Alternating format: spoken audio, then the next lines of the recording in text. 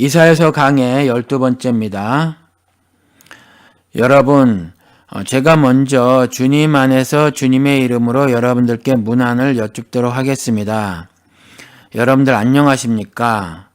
다들 잘들 계시나요?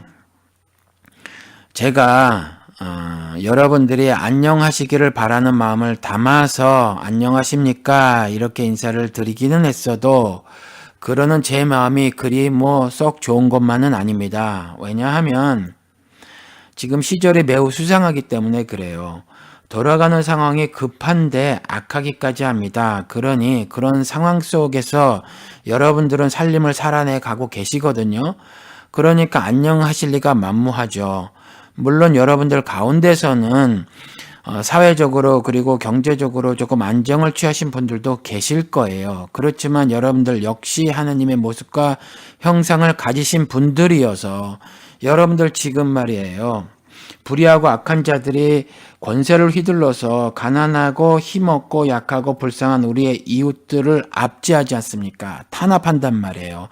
그리고 그러한 탄압 가운데서 박해 가운데는 폭력적 죽음의 박해도 있더라라는 거거든요. 그러니 그러한 장면들을 목격하는 여러분들의 심사가 좋으실 리가 없다라는 거죠.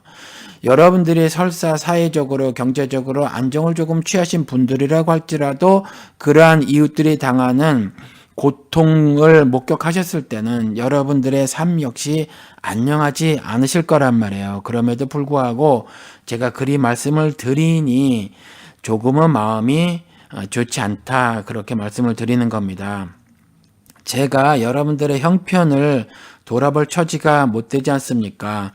물론 여러분들이 온라인상에서 마음을 좀 털어놔서 글로 남겨주시고 또 여러분들 삶 가운데 임하셨던 하나님의 은혜와 사랑을 나눠주시는 때도 있고 말이에요. 그리고 그래서 그러한 교제들이 그렇게 마음을 털어놓으시는 것들이 고맙고 감사하고 기쁩니다. 그런데 그래도 말이에요. 사람이 좀 얼굴도 보고 또 손도 마주 잡고 얘기도 나누고 말이에요. 그리고 또 같이 음식도 먹고 그래야 하는 거잖아요. 근데 그거를 제가 미국에 살고 있으니까 못하니까 여러분들의 형편을 잘 돌아보지도 못하고 돌아보지도 못하면서 여러분들께 안녕하세요, 안녕하시길 바랍니다, 이렇게 말씀을 드리는 것이 너무 입으로만 드리는 것 같아서 제가 스스로, 여러분들은 물론 그렇게 생각을 해주지 않으시겠죠. 그런데 그냥 제가 그만큼 여러분들의 마음을 헤아리지도 못하면서 입으로만 하는 게 아닌가, 여러분들의 삶을 형편을 돌아보지도 못하는 처지면서도 그냥 입으로만 그러는 것이 아닌가라는 생각이 들어서 조금 마음이 그렇다라고 말씀을 드리는 겁니다. 그럼에도 불구하고 저는 여러분들에게 하늘의 말씀, 즉 꼴을 먹여드려야 하는 의무가 있단 말이에요. 그것이 제 듀티죠. 그러니까 그 일을 제가 계속 해야 하고, 그래서 여러분들에게 말씀을 드린 겁니다. 빌립보서를 통해서 하나님이 그리 말씀하셨잖아요. 네 구원을 이루어내라, 이렇게 말씀하셨잖아요. 구원이 뭐예요? 안식이잖아요. 쉼, 즉 안녕히 사는 거거든요. 그러니까 안녕을 쟁취해내라, 이게 주님이 여러분들에게 하신 명령의 말씀이란 말이에요. 그러니 제가 제 듀티잖아요. 제 의무사항이거든요. 그러니 그 말씀을 전해드리는 겁니다. 주님께서 저를 그렇게 돌보시니 그 돌보심을 깨달은 제가, 그 돌보심을 경험한 제가 상황이 힘들고 어렵고 또 이웃들을 돌아볼 때에 이웃들이 당하는 고통을 여러분들이 목격하셨을 때 안녕하지 못하실 것임에도 불구하고 제가 하나님의 그 마음을 담아서 그래서 전해드리는 거예요. 그리고 제가 처음에 주님 안에서 주님의 이름으로 문안 드립니다, 그렇게 말씀을 드렸지 않습니까? 하느님께서 분명히 성경을 통해서 해 놓으신 말씀이 뭐냐 하면 믿는 자는 주님 안에서 능치 못함이 없다 그랬잖아요. 그렇죠? 월딩이 다르게 돼 있어도 또 여러 구절이 그런 구절이 있는데 정확한 뜻은 그거거든요. 주님 안에서 믿는 자들은 능치 못함이 없다, 이거거든요. 그래서 주님 안에서라고 말씀을 드렸잖아요. 그러니까 여러분들 지금 상황이 아무리 열악하고 안 좋다고 하더라도 주님께서 그리 말씀하셨으니 여러분들은 얼마든지 안녕을 쟁취하실 수가 있고요.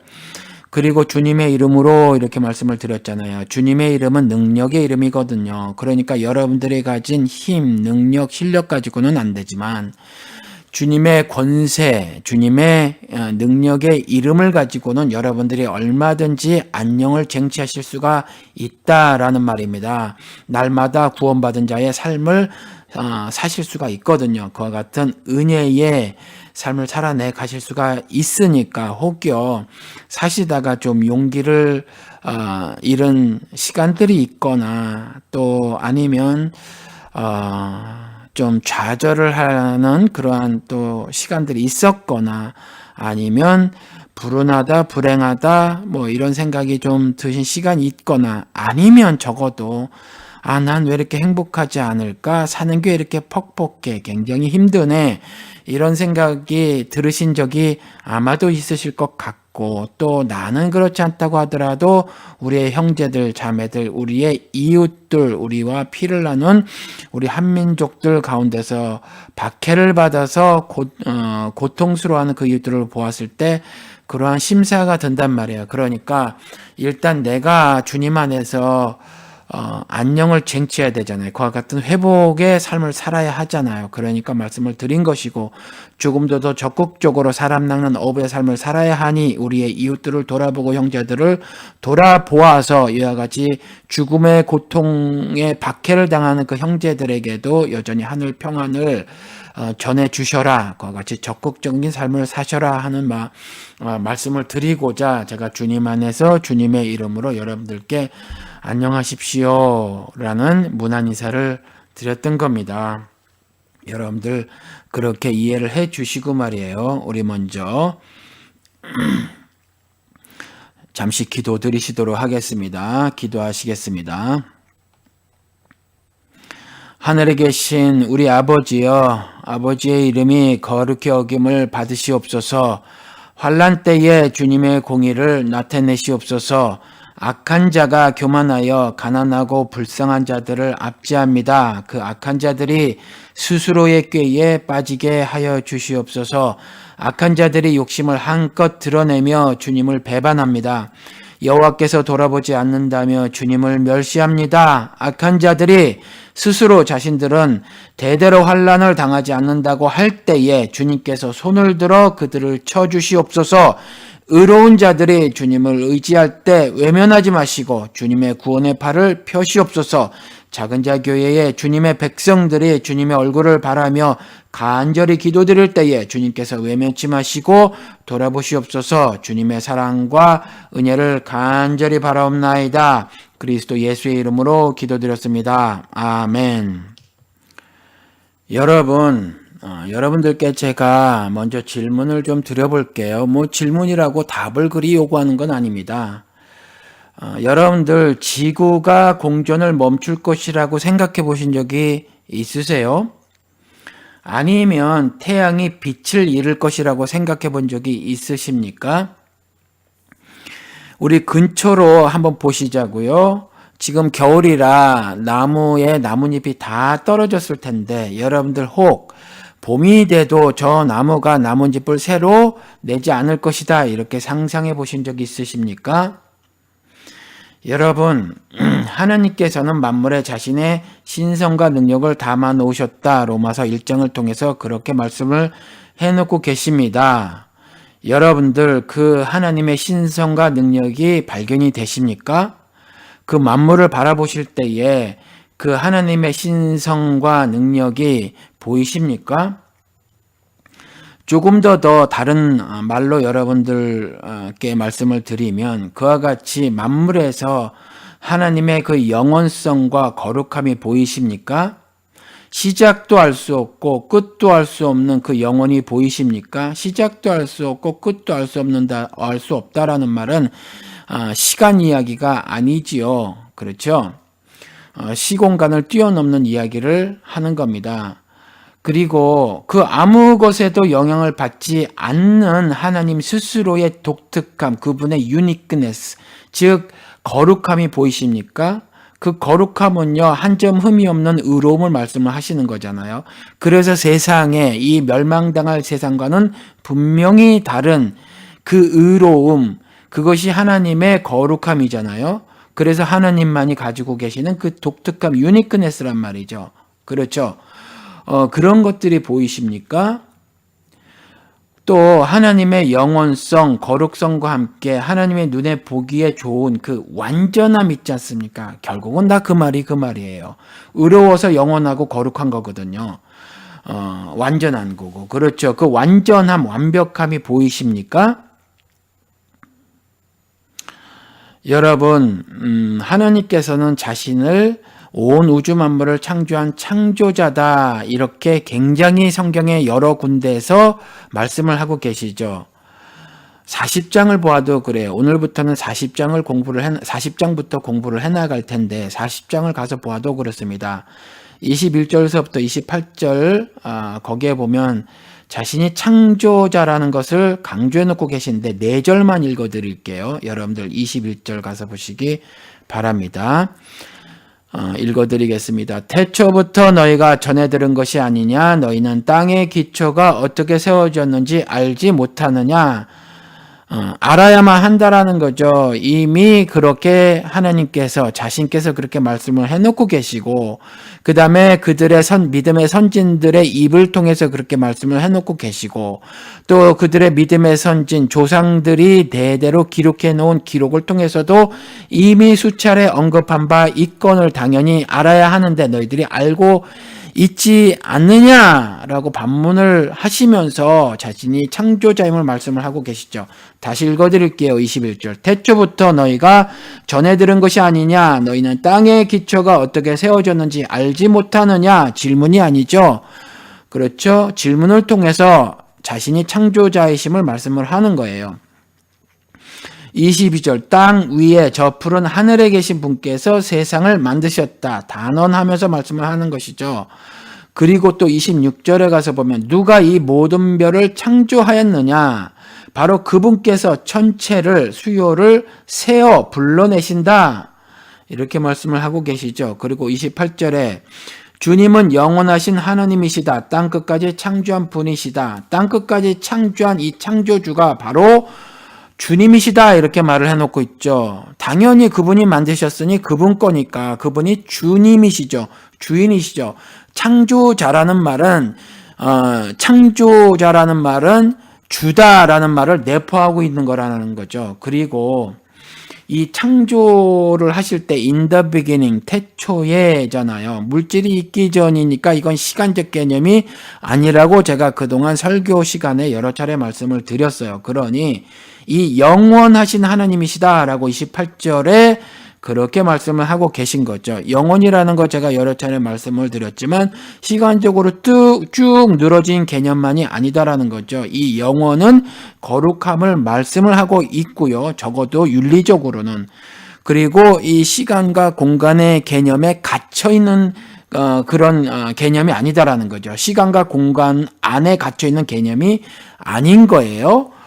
뭔가 더 숭고한 한 차원 업그레이드된 한 차원 더 높은 그러한 개념이라는 거죠.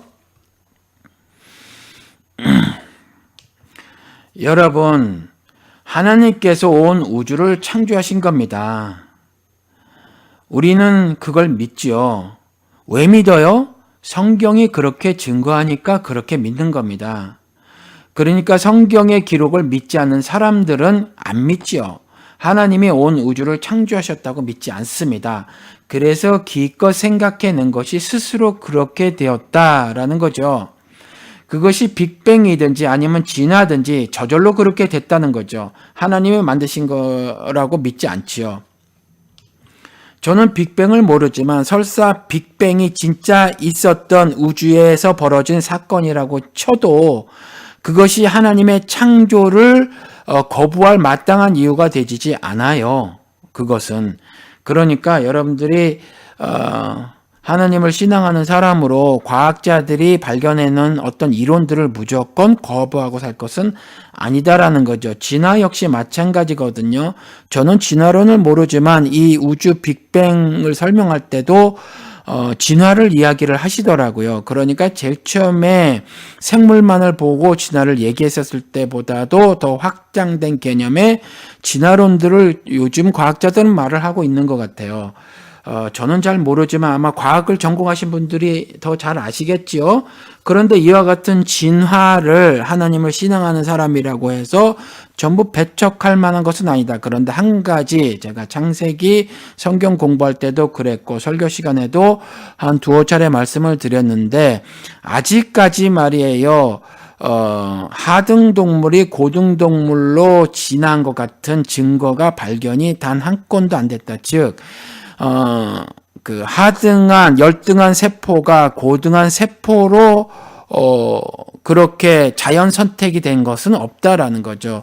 고등한 것에서 열등한 것은 있어도, 그리고 객체수가 늘어나는 그런 경우들은 있어도 그 세포 하나가 스스로 어떤 특정한 변이 같은 걸 일으키거나 해가지고 말해 열등한 세포가 고등한 세포로의 진화를 이뤄낸 것은 없다는 것이 이미 증명이 되졌고, 그 다음에 이미 그러한 것들이 자연선택, 내추럴 셀렉션이라고 하는 것이 100년도 더 된 그 이전에 프랑스 과학자가 증명을 했다라는 거죠. 그러니까 모두 다는 아니지만 그 중에 일부는 우리가 수용하지 못할 것들이 있다라는 거죠. 그거는 기독교 신자가 아니더라도, 과학자라고 하더라도 여전히 그러한 것들은 수용을 하지 않는단 말이에요. 진화론을 강하게 주장하는 사람도 하등에서 고등으로의 진화는 여전히 의심을 품고 인정을 하지 않는다고 그래요. 여러분, 이 창조는 그래서 우리 하나님을 신앙하는 사람의 신앙의 기초며 근간입니다. 그러니까 이 창조를 어떻게 바라보느냐에 따라서 하나님, 즉 신의 존재에 대한 생각, 즉 믿음이 나뉘어지는 거죠. 그러니까 세상이 온 우주 만물이 빅뱅이든지 아니면 그 밖에 다른 이론을 통해서 뭐 저절로 그렇게 되어졌다, 빅뱅을 안 믿더라고 하더라도 신의 창조물이 아니라고 생각하는 사람들이라 할지라도 이것이 저절로 그렇게 되었다고 그냥 믿는 거예요. 이걸 증명할 수 있는 것이 아니라. 그러니까 이 창조를 보고, 그러니까 온 우주 만물이 생겨난 것을 보고 신의 존재에 대한 생각, 즉 사실은 정확하게는 믿음이 나뉘죠. 그래서 이 온 우주 만물의 생겨남은 신이 그 원인이다, 기원이다, 즉 하나님께서 만드셨다라는 거고요. 또 다른 것은 자기들도 여전히 믿는 것에 불과하지만 신이 만든 게 아니라 그냥 그렇게 되었다, 이렇게 말을 하는 거죠. 여러분, 하나님은 한 분이시고 유일하시지요. 성경이 하나님을 유일한 신이라고 증거하니까 우리는 하나님이 유일하다라고 믿는 겁니다. 성경이 그렇게 증거하니까 믿는 거죠. 조금 전에는 제가 하나님께서 온 우주를 창조하셨다, 우리가 왜 그걸 믿느냐, 성경이 증거하니까 그렇게 믿는다고 말씀을 드렸죠. 또 하나 제가 말씀을 드리는데, 성경에서는 하나님이 유일한 신이다, 신은 하나밖에 없다라는 거죠. 한 분밖에. 그렇게 말을 하고 있으니까 하나님께서는 유일하신 하나님이다, 신이다라고 믿는 겁니다. 성경이 그렇게 말을 하고 있으니까. 나머지는 모두 부어 만든 우상이죠. 이사야서 40장 19절 20절을 가보시겠습니다. 우상이란 대장장이가 부어 만들고 도금장이가 금으로 입히고 은사슬을 만들어 걸친 것이다. 금이나 은을 구할 형편이 못 되는 사람은 썩지 않는 나무를 골라서 구하여 놓고 넘어지지 않을 우상을 만들려고 숙련된 기술자를 찾는다. 그러니까 사실은 신 같아 보이지만 신이 아니라는 거죠. 사람이 그와 같이 우상을 만들어 놓고 신격화한 거예요. 그것들이 신이라고 생각을 하는 거죠. 그런데 그 신들은 아무것도 할 수 없어요. 성경이 그렇게 증거를 하고 있다는 거죠. 말도 못하고 아무것도 할 수 없어요. 딱 한 번 그 부어 만든 우상이 말을 하는 때가 있는데, 마지막 때예요. 하나님께서 그 부어 만든 우상들이 말을 하게 해요.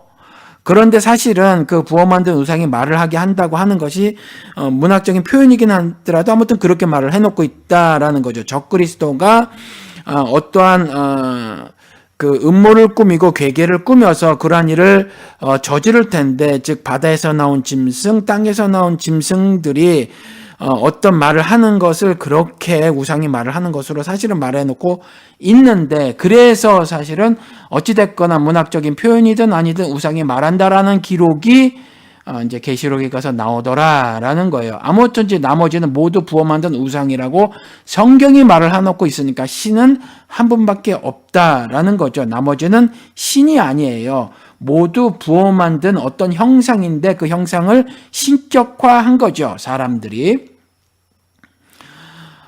그리고 또 창조에 대해서 제가 한마디 더 말씀을 드려야 하는데, 뭐냐 하면 조금 전에 말씀드린 거나 마찬가지예요. 창조를 하신 하나님에 대해서는 제가 말이에요, 여러분을 설득할 길이 없습니다. 여러분들도 마찬가지예요. 다른 사람들에게 창조를 하신 그 하나님에 대해서 그 아무도 설득할 방법이 없습니다.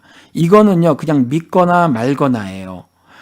이 온 우주 만물을 창조하신 신이 있다라는 것도 믿음이고요. 아니다, 그렇지 않다, 신이 어디 있느냐라는 것도 그냥 믿음이에요. 그렇게 믿어버리는 거거든요. 그래서 믿거나 말거나요. 그런데 저는 믿습니다. 그리고 여러분들도 믿으시지요. 그런데 제 설교는 모두 다 하나님을 진짜로 믿는 사람들만 들으시는 것은 아닌 것 같아요. 그러니까 여러분들 가운데서 믿지 않으시는 비기독교인들도 아마 계실 거예요. 그리고 또 우리 작은 자교회 성도님들처럼 믿으시는 분들도 계실 텐데, 믿거나 말거나예요. 그러니까 여러분들의 선택이라는 거죠. 그런데 여러분들이 마음만 조금만 열어주시면, 그러니까 성경엔 이렇게 표현이 돼 있죠. 예수님께서 여러분들의 마음문을 이렇게 두드리시는 거거든요. 그러면 예를 들어서 하나님을 신앙하는 사람들이 똑똑똑 두드린단 말이에요. 그 사람을 통해서 여러분들의 마음을 두드리시는 거거든요. 그럼 마음을 열어주시면 돼요. 그러면 나머지는 하나님께서 진행해 나가시더라라는 거거든요. 그러니까 혹 믿지 않으시는 분이 지금 제 설교를 듣고 계신다라면 여러분들도 그저 믿는 것에 불과하지, 과학적인 사고에 의해서 또 어떤 증거 때문에 여러분들이 신이 없다라고 믿으시는 것이 아닌 거거든요. 그러니까 마음을 열고 하나님의 존재에 대해서 궁금증을 좀 가져보셨으면 참 좋겠습니다. 그런데 만약에 여러분 창조를 하나님께서 하셨고 그 하나님을 만약에 여러분들이 믿으신다면 우리 생각을 조금만 더 해보시자고요. 물론 우리가 하는 생각은 철저하게 성경의 기록을 근거로 하는 생각이죠. 그렇죠? 그러한 생각을 하는 거예요. 철학자들은 사유라는 단어를 쓰는데 우리도 그와 같은 성경적 사유를 하는 거죠. 기독교계에서는, 한국에서는 묵상이라는 단어를 썼는데 아무튼 그와 같이 깊은 생각을 해보는 거예요. 한번 해보시자고요. 조금 전에 제가 말씀을 드리기는 했는데 이사야서 44장 24절에 가서 보면 이렇게 되어져 있습니다. 증거하고 있죠. 여러분들 44장 24절을 펴보시기 바랍니다. 너의 구원자, 너를 모태에서 만드신 주님께서 말씀하신다. 내가 바로 만물을 창조한 주다. 나와 함께 한 이가 없이 나 혼자서 하늘을 폈으며 땅도 나 홀로 넓혔다. 나 혼자서 하늘을 폈으며 땅도 나 홀로 넓혔다. 유일한 창조자다라는 거죠. 유일한 신이다. 그런데 여기에 내가 바로 만물을 창조한 주다 이렇게 놓고 있다는 거죠. 주다. 그렇죠.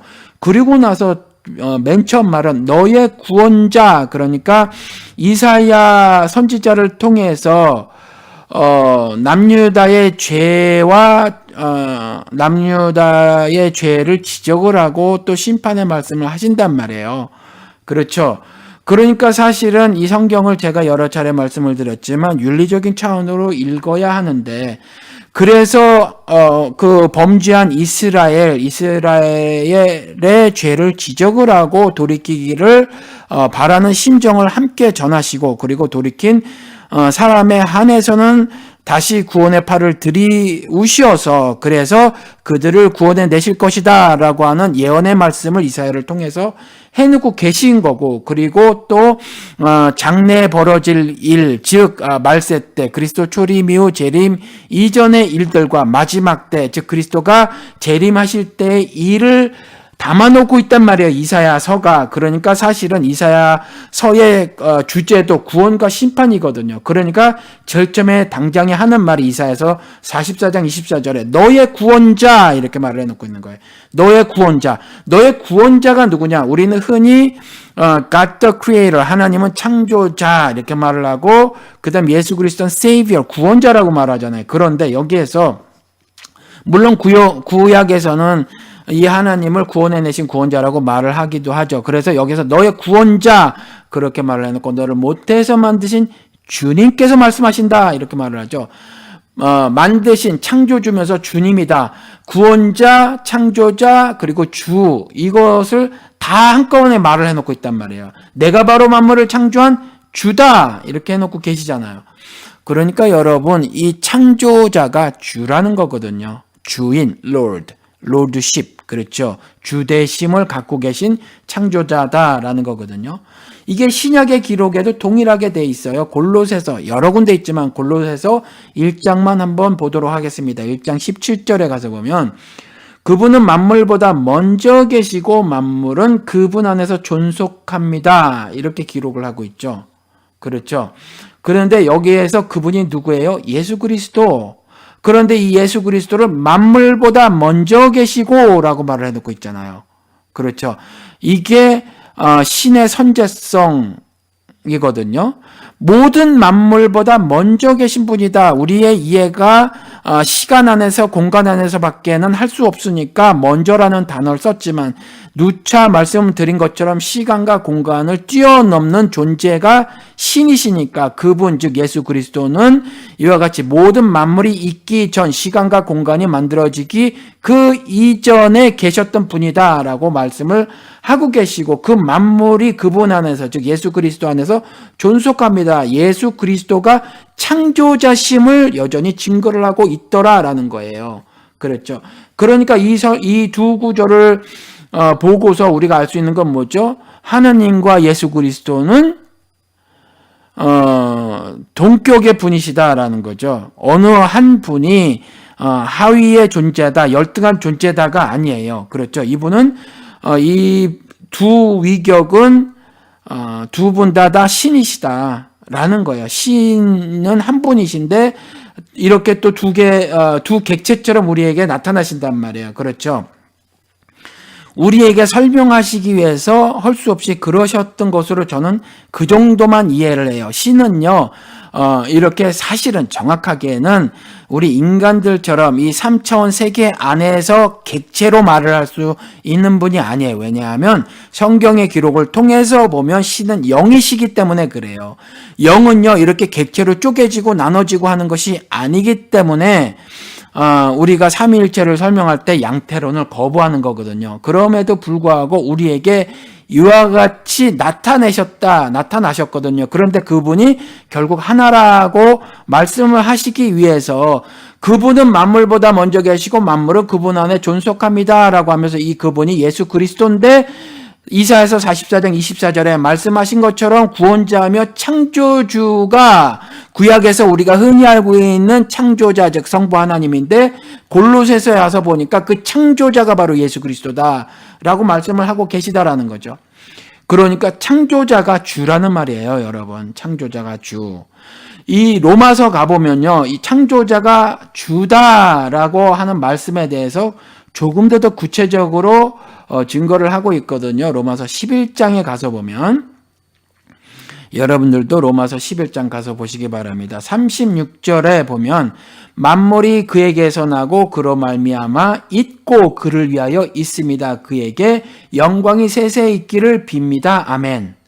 로마서 11장 36절에 여기서도 물론 그가 예수 그리스도를 말을 하죠. 그런데 온 우주 만물이 그에게서 나고 창조자라는 거죠. 그리고 그로 말미암고 그로 인해서 존속이 되고 운행이 되진다라는 거죠. 그리고 그를 위하여 있습니다. 그가 주인이라는 거죠. 그렇죠. 여기에서 이게 다 창조주며 주며 이런 것들이 창조주이시면서 주라는 말이 매우 구체적으로 이렇게 쓰여져 있더라라는 거죠. 그리고 그런 그에게 영광이 세세 있기를 빕니다. 아멘. 그렇죠. 우리가 흔히 하나님께 영광을 돌립니다. 이렇게 말을 하지 예수 그리스도께 영광이 돌립니다. 이렇게 말을 하지 않지만 성경은 그렇게 말을 하고 있더라. 그렇죠. 그 하늘 영광이 누구에게? 예수 그리스도에게 세세 영원토록 있기를 간구하옵나이다. 아멘. 이렇게 로마서 11장 36절에 말을 하고 있다라는 겁니다. 그러니까 이러한 기록을 통해서 우리가 한 가지 알 수 있는 것이 뭐죠? 창조주가 구원자고 주인이시다. 우리가 예수 그리스도를 영접했을 때 하는 기도가 뭐죠? 예수를 나의 주와 그리스도로 영접합니다. 이렇게 기도를 하는 거잖아요. 그렇죠? 나의 구원자와 주로 영접합니다. 이런 거지 않습니까? 그러니까 이러한 이사야서 44장 기록을 통해서 그리고 40장 이후에 제가 조금 전에 설명드린 것처럼 창조자임을 강조하시면서 Lord, 자신이 주이심을 말을 하고 있단 말이에요. 그리고 Lordship, 주대심을 강조하고 있거든요. 그러면 이것을 통해서 우리가 한 가지 알 수 있는 것이 뭐죠? 피조물인 인간은 인간의 목적을 이루기 위해서 살면 안 된다라는 거죠. 그러니까 나는 내 목적을 위해서 살면 안 된다라는 거예요. 나는 하나님의 목적에 따라서 지어졌고 하나님을 위해서 존재한다라는 것을 명심하고 그래서 그렇게 살아나가는 것이 신자들의 삶이에요. 그렇죠? 그래서 제가 비밀의 자 방송에서도 신앙생활 이런 단어 없었으면 좋겠다. 신자들의 삶이라고 했으면 좋겠다라고 말씀을 드렸던 거죠. 그러니까 성경에는요. 죄를 또 이렇게도 설명을 하고 있거든요. 어떻게 설명을 하고 있냐 하면 자신의 뜻에 인간들이 자신의 뜻에 따라서 살아가는 거 이걸 죄라고 말을 하고 있어요. 자신의 뜻을 성취하려고 사는 사람을 그러니까 죄인이라고 말을 하고 있더라라는 거예요. 만물을 지으시고 하나님께서는 그 만물을 운행하시기 위해서 자연 질서를 부어 넣으셨거든요.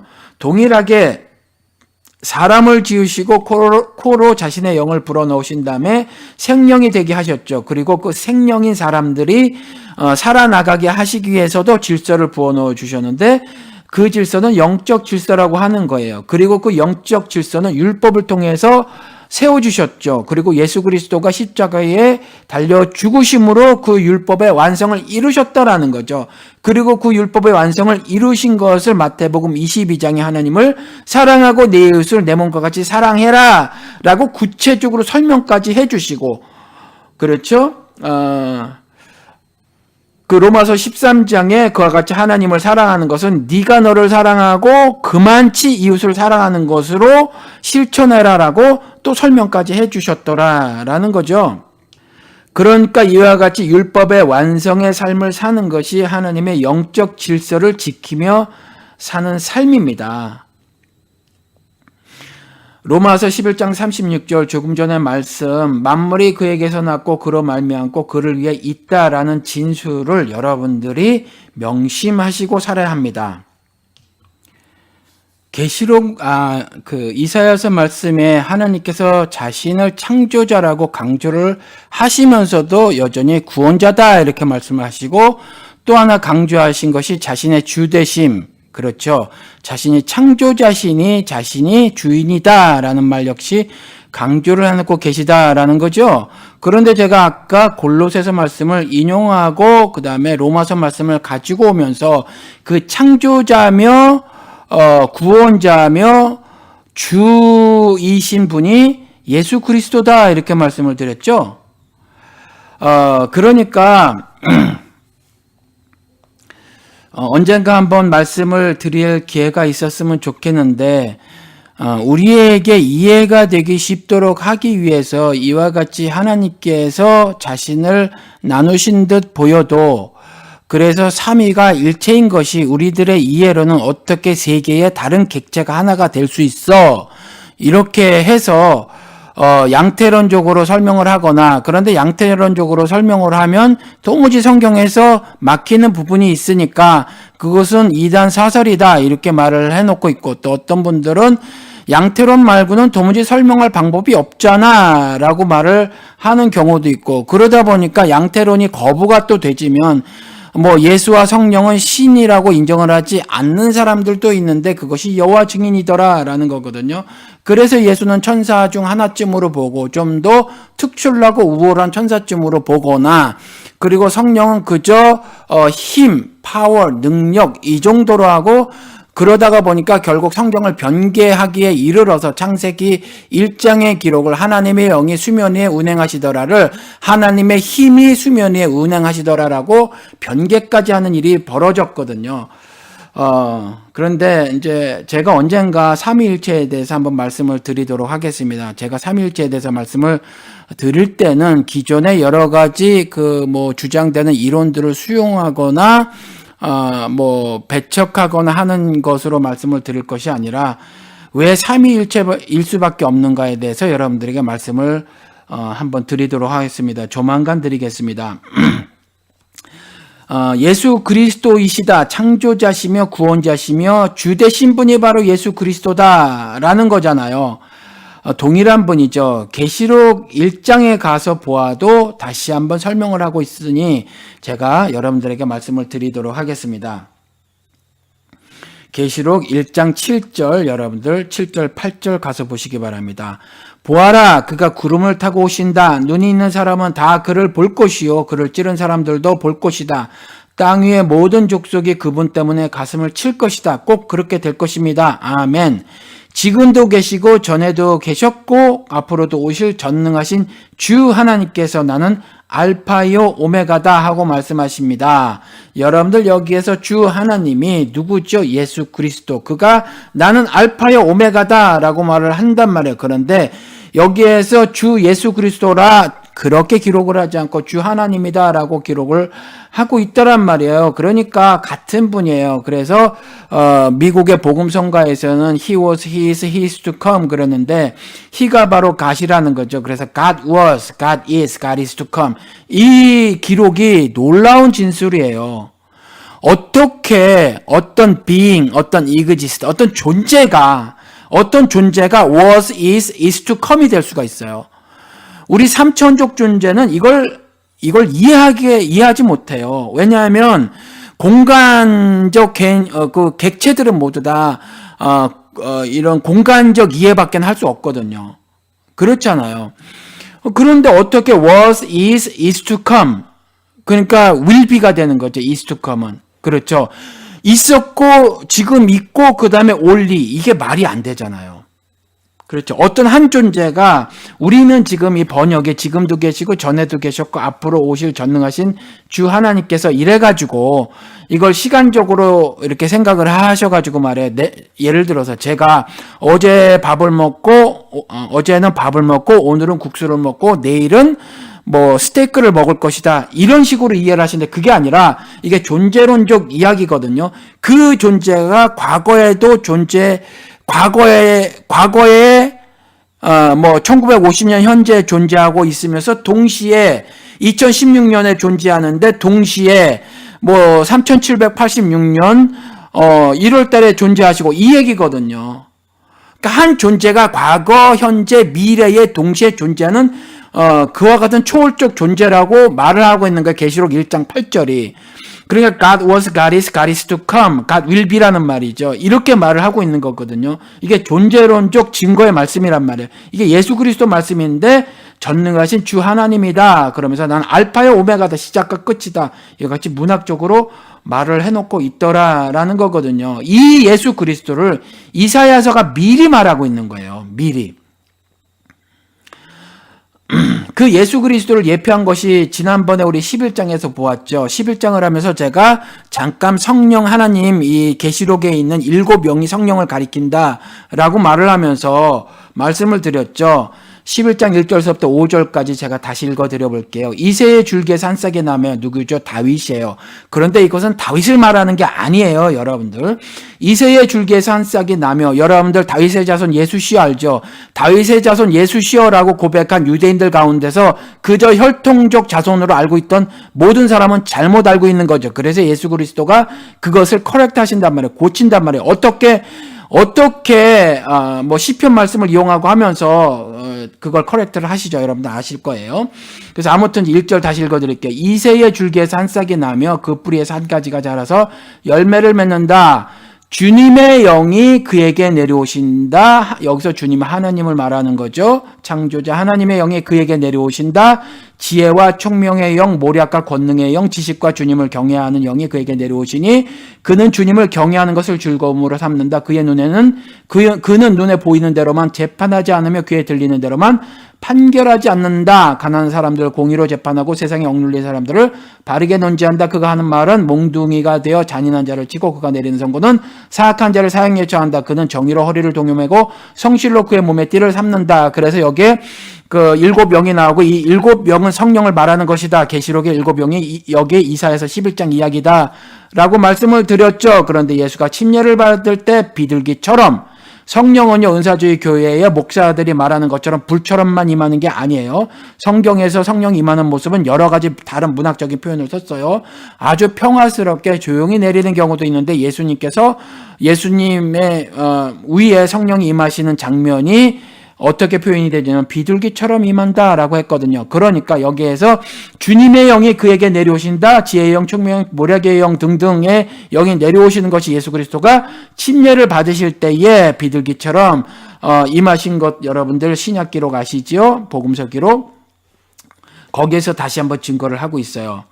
창조주 되시며 주 되시는 이, 즉 하나님이시며 그리스도이신 심판자께서 1장에서부터 39장까지 이사야 선지자에게 이상 중에 말씀을 하셨죠. 이게 지난번 설교까지 제가 여러분들에게 말씀드린 거예요. 그렇죠. 그걸 잠깐 복습을 해보도록 하겠습니다. 오늘부터는 40장부터 48장을 공부하는 건데 미리 앞에 것들을 좀 미리 이사야서를 통해서 우리가 알아야 될 것을 제가 다시 한번 여러분들에게 지금까지는 이제 말씀을 드렸던 거고요. 그 다음에 40장부터 공부를 하는데 1장부터 39장까지를 아주 짧게 다시 한번 복습을 하는 것으로 오늘은 말씀을 마치고요. 그리고 바로 40장부터 48장까지의 내용을 여러분들에게 다시 한번 말씀을 전하도록 하겠습니다. 여러분들 이사야 선지자가 활동한 기간은 제가 주전 739년에서 680년 경이다 이렇게 말씀을 드렸죠. 요게 조금씩 다르게 말씀하시는 분들이 주석집에 보니까 있더라고요. 그런데 아무튼 이 정도쯤 된대요. 그러니까 1장부터 39장까지는요, 여러분들 주전 8세기 때의 이야기입니다. 그런데 40장부터는 주전 6세기 경의 이야기예요. 그러니까 이사야 선지자가 활동할 그 시기는 언제냐면 7세기서부터 8세기잖아요. 주전 7세기, 8세기. 그런데 40장부터는 주전 6세기경의 이야기니까 이사야 선지자가 활동할 당시의 기록이 아니에요. 그래서 제2 이사야서라고 불린다라고 말씀을 드렸죠. 이사야가 저자가 아니라는 말이죠. 후대에 누가 기록을 했을 거예요. 그런데 성경은 원 저자가 하나님의 영감을 그러니까 원 저자가 하나님이고요. 하나님으로부터 영감을 받은 저자들이 기록을 한 거거든요. 그러니까 기록자가 이사야가 아니라고 하더라도 이사야서 40장 이후 역시 이사야 선지자를 통해서 말씀하시려고 했던 그 장차 일들에 대한 연속적 기사다라는 겁니다. 그러니까 다음 설교서부터 제가 40장 이후를 공부를 할 텐데 말씀을 전해드릴 텐데 40장 이후도 이사야가 기록을 하지 않은 것이라고 할지라도 여전히 마찬가지로 이사야 선지자를 통해서 말씀하시고자 했던 장차 일들에 대한 1장에서부터 39장의 이은 기사다라는 거예요. 여러분들 이것을 아셔야 합니다.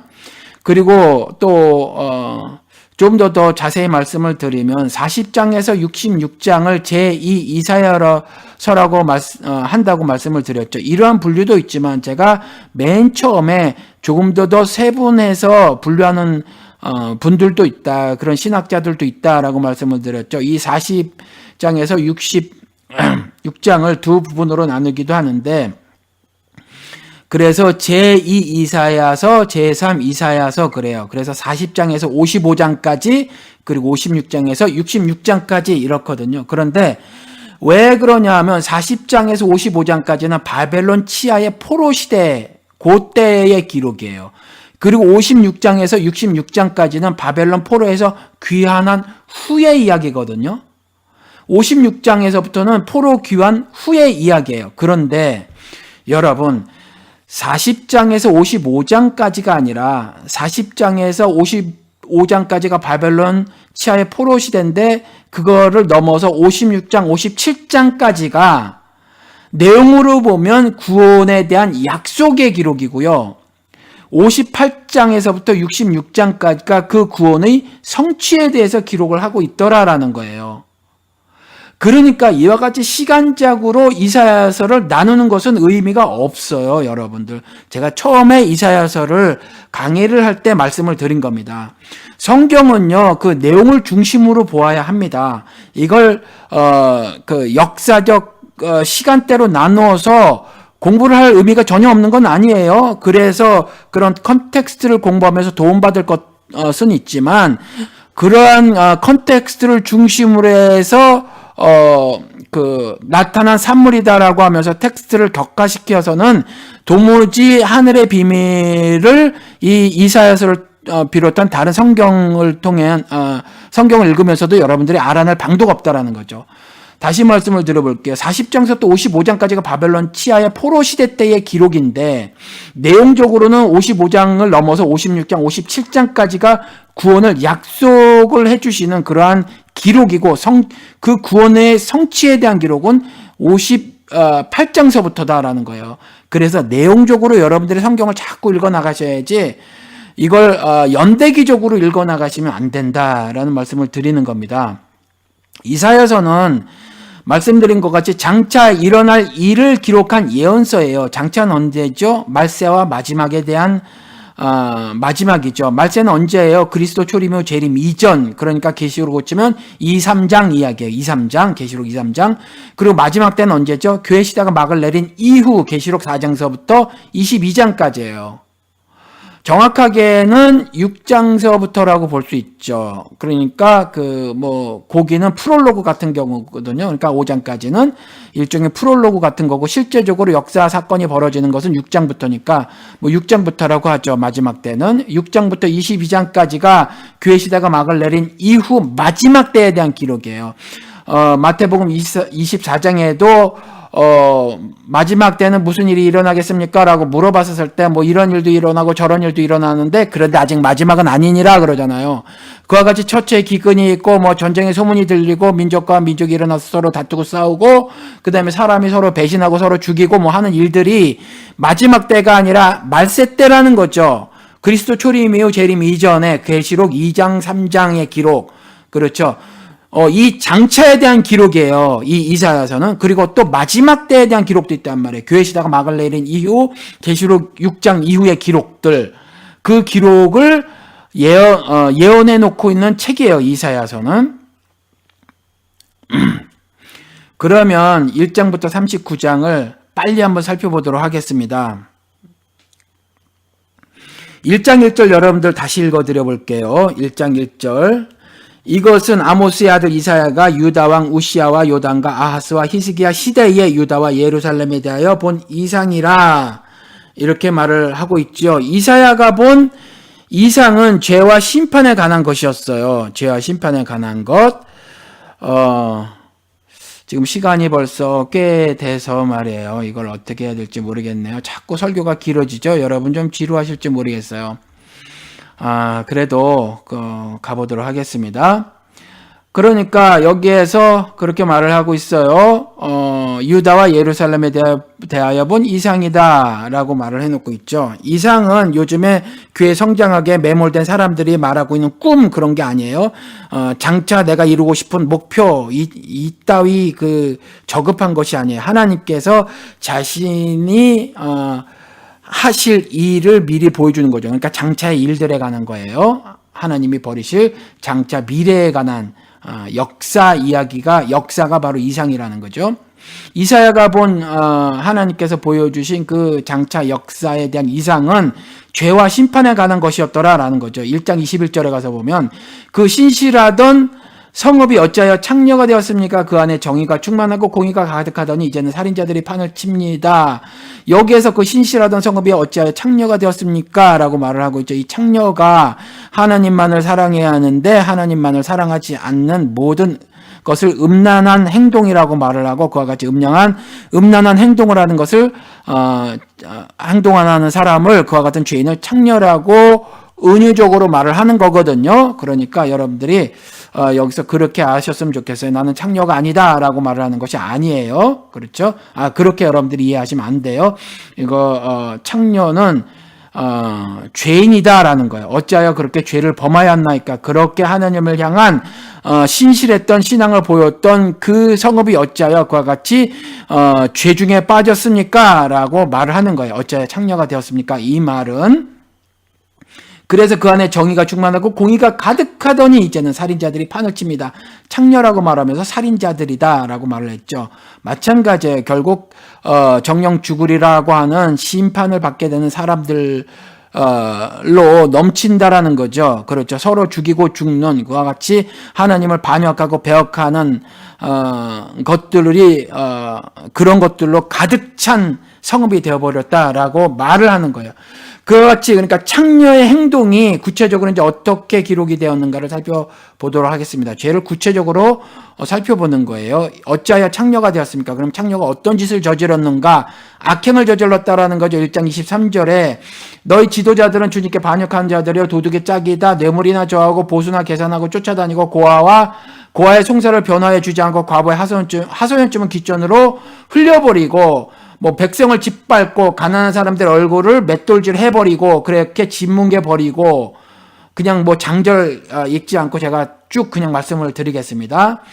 그런다는 거죠. 그리고 악한 것을 선하다고 하고 선한 것을 악하다고 하죠. 여러분들 2016년 대한민국을 보시기 바랍니다. 악한 것을 선하다고 하고 선한 것을 악하다고 하죠. 악인들이 그렇죠. 그리고 어둠을 빛이라고 하고 빛을 어둠이라고 하고 쓴 것을 달다고 하고 단 것을 쓰다고 하더라라는 거죠. 이 자들이. 그리고 뇌물을 받고 악인은 의롭다고 하고요. 의인은 정당한 거리를 박탈해버려요. 그리고 불의한 법을 공포하고 양민을 괴롭히는 법령을 제정하고요. 그리고 가난한 자들의 소송을 외면하고 불쌍한 하나님의 백성에게서 권리를 박탈하고 과부들을 노략하고 고아들을 약탈하더라. 이렇게 기록을 하고 있어요. 이게 창녀의 행동이다. 악행을 저지르는 거죠. 이걸 창녀의 행동이라고 고발을 하고 있어요. 그리고 또 이방신을 섬긴다라는 거예요. 이방신을. 너희가 상수리나무 아래서 우상숭배를 즐겼으니 수치를 당할 것이며 너희가 동산에서 이방신을 즐겨 섬겼으므로 창피를 당할 것이다. 자꾸 그 어떤 것을 신격화해서 우상화해서 그걸 섬겨. 실질적으로 막 말하죠. 그가 나의 우상이다. 그가 나의 우상이다. 그가 나의 우상이다라고 실질적으로 세상에서 아무렇지도 않게 말을 해요. 그렇죠. 물론 그것이 하나님을 반역하려고 작정하고 하는 말들이 아니지만 알게 모르게 신이 신이 하시는 일에 대해서 전혀 관심이 없는 사람들이 그렇게 아무렇지도 않게 말을 하는 거거든요. 그건 일부 어떤 예 중에 하나고요. 이와 같이 우상숭배를 즐긴다라고 하나님께서 고발을 하시는데 굉장히 성경을 통해서 보면 여러 군데서 하고 있는 걸 여러분들이 아실 거예요. 그러니까 그렇게 아시기 바랍니다. 예를 들어서 사도행전에서도 바울이 험의 신이나 제우스 신, 소스 신이라고 돼 있는 거, 그 신들을 섬겼던 제사장들이 사람들을 끌고 와서 바울을 막 찬양하고 섬기려고 했단 말이에요. 우상으로 삼으려고 했던 거죠. 바울이 옷을 찢고 죄를 뿌렸다라는 거죠. 이와 같이 사람을 막 영웅화하는 거죠. 한국 기독교계의 능력 있는 주의 종, 세계적인 주의 종, 이런 것들. 그렇죠.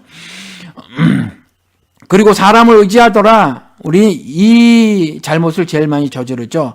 이런 잘못을 저지르는 거 하나님께서는 창녀의 삶을 사는 것이다. 하나님을 신뢰하는 그 신자로서의 삶을 사는 것이 아니다라고 말씀하시더라라는 거죠.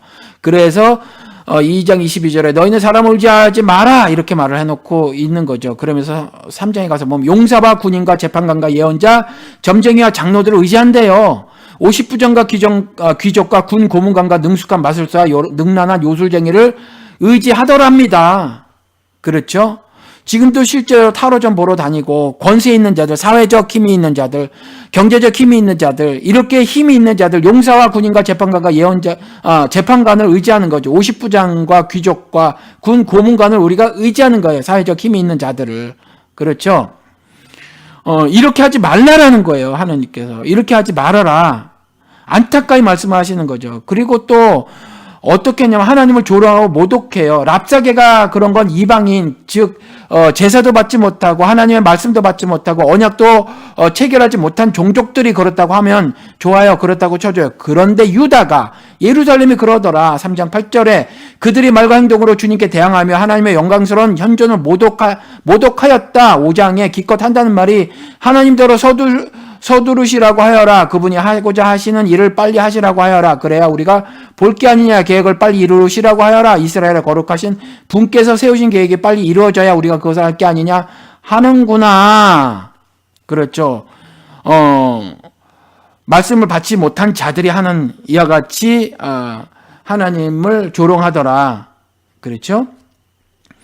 이와 같이 하나님을 조롱하고 멸시해요. 성경에 보면 이렇게 조롱하고 멸시하고 전능자가 어디 있느냐, 권세자가 어디 있느냐, 막 이렇게 조롱을 하고요. 그들이 우리를 바라보지 않는다. 아니, 그들이 아니라 하나님이 그 신이 너희의 신이 나를 보지 않는다라고 하면서 악행을 마구 저지른다라고는 기록들이 시편을 비롯한 여러 성경이 기록이 되어져 있지 않습니까? 이와 같이 하나님을 조롱하고 모독하고 멸시하더라라는 거예요. 이게 모두 다 창녀의 짓이다 이렇게 고발을 하고 있는 거죠. 그리고 하나님께서 하시는 일에 관심이 없답니다. 5장에 주님께서 하시는 일에 관심이 없고 주님께서 손수 이루시는 일도 거들떠보지를 않는다. 저도 그랬어요. 이전에 하나님 말씀이 전부 나를 위해서 있었던 거죠. 그러니까 기도도 전부 나를 위한 기도를 했단 말이에요. 청년 시절에. 그런데 그게 아니죠. 사주는 못 바꾼다죠. 그러니까 연, 월, 일시. 이 사주는 못 바꾸죠. 근데 팔자는 고친다잖아요. 그러니까 저는 기도를 내 팔자 고치기 위해서, 더 나은 삶을 살기 위해서 그와 같이 기도를 늘 하고 있었거든요. 그러니까 주님께서 하시는 일에 교회를 다녔지만 신앙생활을 그렇게 열심히 했지만 헌금이 아까운 줄 모르고 그렇게 살았지만 주님께서 하시는 일에는 관심이 없이 살았더라. 저도 그러한 행동을 하고 그러한 창녀의 행동을 하고 살았더라라는 거예요. 주님께서 손수 이미 이루신 일도 있거든요. 그것도 거들떠보지 않는 거죠. 그런데 왜 그래요? 그게 나의 백성이 지식이 없어서 포로가 될 것이요 귀족은 굶주리고 평민은 갈증으로 목이 탈 것이다. 영적으로 thirsty in spirit, hungry in spirit이죠. 영적으로 헐벗고 굶주리게 되는 거예요. 뭐가 없어서, 말씀이 없어서, 지식이 없어서 딸딸딸딸 외워도 안 된다고 하잖아요, 예수님께서. 그렇죠? 그렇게 죄를 고발을 하시고, 그 다음에 심판에 대해서 말씀을 하시는데, 말세 때와 마지막 때에 대해서 두 가지 다 언급을 하고 계시더라. 말세 때에 관한 심판의 말씀은 이래요. 내가 철부지들을 그들의 지배자로 세우고 어린 것들이 그들을 다스리게 하겠다. 성경에는 어린 자에 대한 두 가지 다른 컨셉으로 사용될 때가 있거든요. 하나는 뭐냐 하면, 순진, 순수, 예를 들어서 purity, 깨끗한 사람을 말할 때, 그렇게 말할 때 어린아이, 마태복음에 19장에 예수 그리스도께서 소자, 그 어린아이를 말씀하실 때는 그 purity, 아주 깨끗한 마음을 가진 자로 말을 했었던 거죠. 천국이 이와 같은 어린아이의 것이니라고 했었을 때는 그런 거고요. 또 어린 자라고 했었을 땐 어리석은 자들, 하나님의 하늘의 비밀의 섭리를 깨닫지 못하는 자들, 하느님의 행함이 뭔지도 모르고 관심도조차 두지 않고 자기 뜻대로 멋대로 살아가는 그와 같은 자들을 어린 것들이라고 말을 해놓고 있거든요. 어리석은. 그래서 뭐 한국 시조에도 그렇더라고요. 그 어리다라는 표현이 한국 옛날 고시조에도 어리석은 것으로 이렇게 표현이 되더라고요. 그래서 여기서 보면 3장 4절에 내가 철부지들을 그들의 지배자로 세우고 어린 것들, 즉 어리석은 것들이 그들을 다스리게 하겠다. 여러분들 2016년 대한민국을 보십시오. 철부지면 어린 것들이 우리를 다스리고 있단 말이에요. 왜 그래요? 우리의 죄 때문에. 그렇죠. 그들을 우리가 수수방관해주고 참아주고 침묵으로 죄를 덮어줘서 그래요. 이것은 하나님을 신앙하는 사람으로 도저히 할 수 없는 행동이거든요. 그리고 3장 5절에 백성이 서로 억누르고 사람이 서로 치고 이웃이 서로 싸우고 젊은이가 노인에게 대들고 천한 자가 존귀한 사람에게 이해 없이 대할 것이다. 그렇게 말세 때 그런 일들이 벌어질 거래요. 지금 그런 모습이 보이지 않습니까? 그렇잖아요. 그렇죠? 이렇게 될 거라는 거예요. 왜요? 말씀이 없으니까. 하나님에 대한 지식이 없으니까 이래 버리는 거예요. 그리고 마지막 때에 대한 심판 기록도 여전히 하고 있는데 4장 1절에 가서 보면 그날에 오면, 언제요? 예수 그리스도께서 다시 오는 날, 그날이 오면 7 여자가 한 남자를 붙잡고 애원할 것이다. 우리가 먹을 것은 우리가 챙기고 우리가 입을 옷도 우리가 마련할 터이니 다만 우리가 당신을 우리의 남편이라고만 부르게 해주세요. 시집도 못 갔다는 부끄러움을 당하지 않게 해주세요. 아담이 죄를 짓고 벌거벗은 것이 부끄러운 줄 알게 되었죠. 죄인은요, 부끄러움을 알게 된단 말이에요. 벌거벗었지만 부끄러움을 모르는 거죠. 그래서 믿는 자는 부끄러움을 당치 않게 해주겠다라는 거죠. 성경에서 부끄러움은 이와 같은 의미를 담고 있어요. 그러니까 부끄러움을 당하지 않게 해주세요라는 거예요. 시집도 못 갔다는 부끄러움을 당하지 않게 해주세요라는 말을 2016년도 대한민국의 윤리로 보면 이해가 안 되죠. 결혼 안 하는 것이 뭐가 부끄러운 일이야. 그 의미가 결코 아니라는 거예요. 결혼은 예수 그리스도와 교회의 연합을 상징해서 말을 해주고 있죠. 우리가 열처녀 비유 이야기도 알지만 우리가 다만 당신을 우리의 남편이라고 부르게만 해주세요라고 간청하는 거예요. 입으로 또 우리가 마련할 거고 먹을 것도 우리가 마련할 터이니, 그러니까 입고 먹는 것은 문제가 안 되는 거죠. 육신의 삶은 지금 당장의 마지막 때는 문제가 안 되는 거예요. 그리스도가 다시 오는 날에는요, 우리 육신적인 그 모든 것은 아무 문제가 되지 않아요. 영원 형벌을 당할 그 재판정 앞에 서버리면 정말 큰 문제는 뭐냐 하면, 내가 예수를 신앙하는 사람으로 그 앞에, 예수님 앞에 서 있느냐 아니냐라는 거죠. 그것은 우리의 삶이 증거를 하게 돼요. 그러니까 간절히 바라는 것이, 다만 우리가 당신을 우리의 남편이라고 부르게만 해주세요라고 4장 1절에 그날, 즉 마지막 때가 오면 예수 그리스도에게 그렇게 간청을 하는 거죠. 마지막 때에 대한 예언의 말을 그렇게 해놓고 있는 거예요. 5장 14절에 그러므로 스올이 입맛을 다시면서 그 입을 한없이 벌리니 그들의 영어와 법석거림과 떠드는 소리와 즐거워하는 소리가 다 그곳으로 빨려 들어갈 것이다. 멸망당한 거죠. 멸망. 세상살이 살면서 이승이 저상보다 낫다라고 사는 거죠. 그렇죠. 개똥밭대 굴러도. 그렇죠. 그래서 영화와 법석거림과 떠드는 소리와 즐거워하는 그 모든 것이, 인간들이, 사람들이 그렇게 즐겼던 모든 것들이 큰 입을 벌린 스올, 즉 죽음, 즉 지옥 안으로 다 빨려 들어갈 것이다. 궁극적 멸망에 대해서 문학적으로 이렇게 표현을 하고 있는 거예요.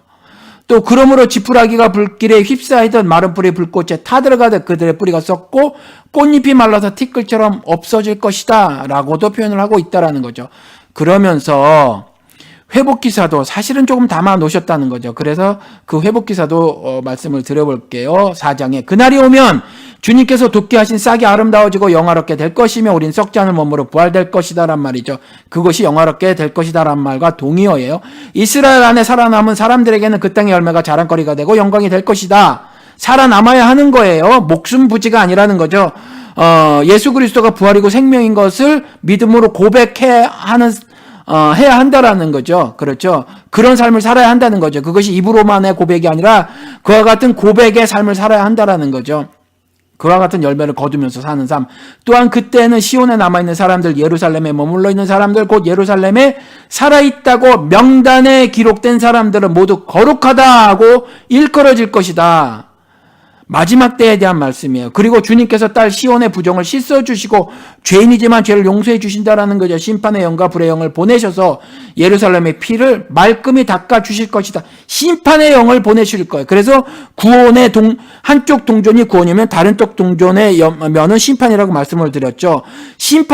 구원하시는 일이 심판하시는 일이고 심판하시는 일이 구원하시는 일이에요. 그러니까 우리의 삶 속에서 완전히 이집트를 벗겨내는 심판의 일이 우리를 구원하는 일이라니까요. 그렇죠. 그것이 종말론적 삶이라는 거예요. 내가 날마다 죽임을 당하는, 내가 날마다 말씀으로 죽임을 당하는 그와 같은 일이 나를 구원의 반열에 올려놓는 일이에요. 매일의 삶이 하나님 눈에 보시기에 좋은 성화의 삶을 살아가는 거죠. 그래서 바울이 나는 날마다 죽노라라고 고백을 하는 것이더라라는 거거든요. 4절 다시 읽어드려 볼게요. 그리고 주님께서 딸 시온의 부정을 씻어주시고 심판의 영과 불의 영을 보내셔서 예루살렘의 피를 말끔히 닦아주실 것이다. 이렇게 1장서부터 39장까지 기록을 하고 있어요. 그렇죠. 그리고 200년쯤 어느 주석가는 한 150년이라고 하는데 아무튼지 확 시간을 뛰어넘어서 40장서부터 기록이 되어져 있거든요. 66장까지. 그런데 잘라서 48장까지를 요 다음에 여러분들과 함께 그 말씀을 가지고 은혜를 나누도록 하겠습니다. 여러분들 상황이 구원에 대해서 회의를 갖게 합니다. 요즘에 워낙 신앙을 지켜내가기가 어려운 때예요. 정말 올바른 신앙생활을 하면 박해가 그리스도께서 받을 것이다라고 미움을 받고 박해를 받을 것이라고 말씀하신 것처럼 그렇게 되는데 그 박해가 말도 못한 박해가 될 것이라는 거죠. 교회조차 죄에 대해서 침묵을 하거든요. 그리고 더 나아가서는 불의한 세력과 결탁하여서 가난하고 힘없고 불쌍한 우리의 이웃들에게 아주 어마어마한 고통의 압제를 가하고 있거든요. 이와 같을 때에 내가 무엇을 할 수 있을까? 이런 절망감이 들 수도 있거든요. 이와 같은 상황 가운데서 여러분들이 안녕하시기가 쉽지 않단 말이에요. 이런 상황이 구원에 대해서 여러분들에게 회의를 갖게 할지도 모르겠어요. 그런데 이럴 때일수록 여러분들 말씀 안에서 여러분들이 살아나가야 합니다. 그 말씀 안에서 여러분들이 살아나가는 것이 우리 주 예수 그리스도 안에서 살아가는 것이거든요. 그러니까 여러분들이 그렇게 하시고 제가 처음에 인사드린 이유도 그것이니까 여러분들이 주님을 아주 깍지 껴서 잡는다고 생각을 하세요. 깍지 껴서 우리 사랑하는 아내 뒤에서 백허그 하듯이 말이에요. 그리고 아내분들은 남편의 목을 꼭 이렇게 걸고 앉지 않습니까? 그렇게 내가 안으리라 생각을 하시고 주님을 그렇게 꼭 붙들으셔서 여러분들이 아무리 상하기 힘들고 어렵다고 하더라도 그리고 눈에 보이는 것이 아주 악한 것이라고 할지라도 그 가운데서 여러분들이 주님께서 주시는 그 안녕을 다 쟁취하시는 그와 같은 삶을 사시기를 주님의 이름으로 축원을 드립니다.